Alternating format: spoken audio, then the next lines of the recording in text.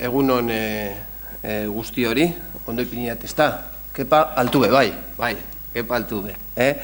Nik egingoten aurkezpena laburtsua izango da, lanekik zer lan egiten duen eta nundik sortu zan eta zer erronka dauken ikusiko dugu, eta datu batzuk ere emango ditut. Gaur eguna da usteot datuak emoteko, gero datu horreik danak buruan sartzeko, larreiko hori, lana daukagu, baina, egingo dugu. Hitzaldi edo aurkezpen honen ondoren, tailertxo bat izango dugu, jorratzeko lanbide heziketako iraunkorra ikastaroak eta euskera, eta hor erronka batzuk markatzeko, ezta? Laneki 2001 garren urtetik dator. 2001 garren urtean erabaki izan elkarte bat egitea, ikastetxe publiko eta ikastetxe pribatu edo kontzertatuak, ETL eta ikaslanek sortutako elkarte bat da. Gabezi bat ikusten zen, nigo gogoratzen az, 85an, 86an oinatin, euskeraz hasi ginen pentsatzen lanbide heziketan euskeraz D ereduan jartzea, eta borraskatxo batzuk izan ziren. Momentu horretan ikastetxean bertan ere irakasleekin, zuzendaritzarekin, administrazioekin, hor borraska batzuk izan ziren, eta behin, hasi ginen, moduluak orduan martxan ipintzen, euskeraz ipintzen, baina ez zegoen materialik. Materialak irakasleak sortu behar zuen, eta hori aitzek izan ere euskeraz ez emateko edo euskeraz izateko lanbide heziketa, ezta? Ikaslan eta ETL elkarteak elkartu ziren, eta hasi ziren materiala batzen, bai irakasleena eta bai editorialena.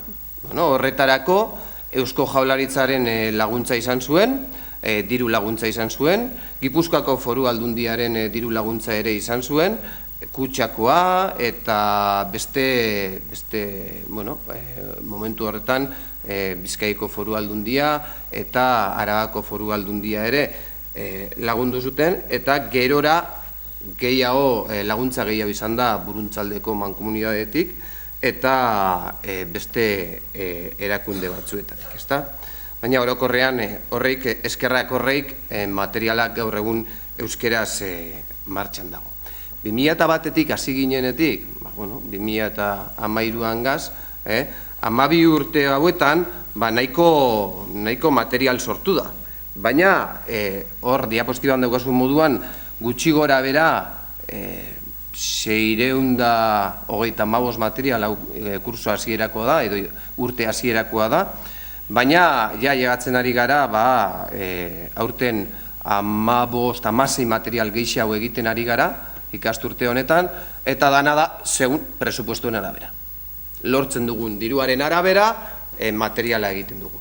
Lehen ziren apunte batzuk, lehen ziren horrelako liburu zati batzuk, unidade didaktiko batzuk, eta azkenengo 2 urtetan erabaki izan ja liburu osoak euskeratzea. Eta irakasleak aurten erabaki da ere, irakaslea dauken materiala igotzea jakin baira. Gure oinarria web horria da. Web horri hori irekia da, irakasle eta ikasle eta enpresari ere zabaldu diogu orain, eta momentu honetan 2260 dagoz erregistratuta irakasle edo pertsona, eta ikasle. Esan beharra dago, fase bat 2012an bukatu zen, web horrian bakarrik jeitxe egin genezaken materiala, eta orain igo egin dezake irakasleak eta repositorio bat moduan funtzionatu aldau ere. Eta hau urtarriatik ona 2200 pertsonaia hasi die martxan web horri berriarekin.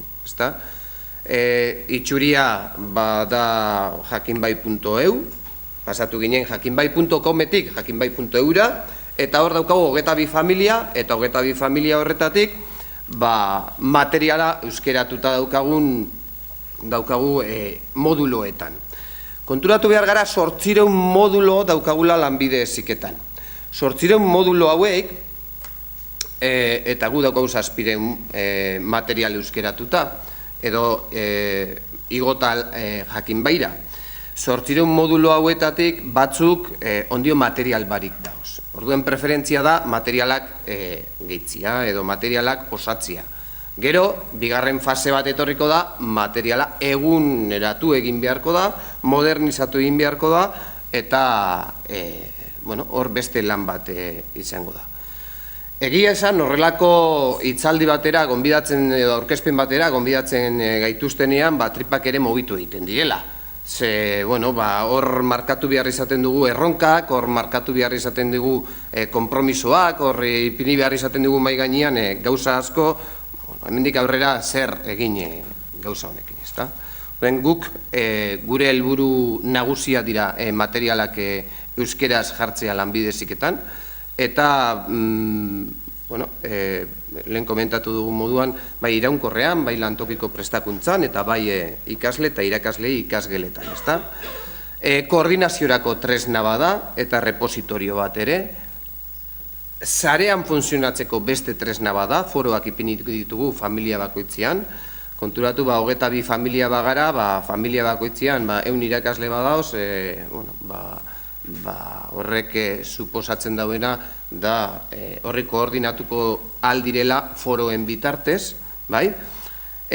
Aurten erronka moduan hartu dira bigai, lantokiko prestakuntza eta ikastaroak, horretan zer egin, ikusten genuelako hor utzunea da zela.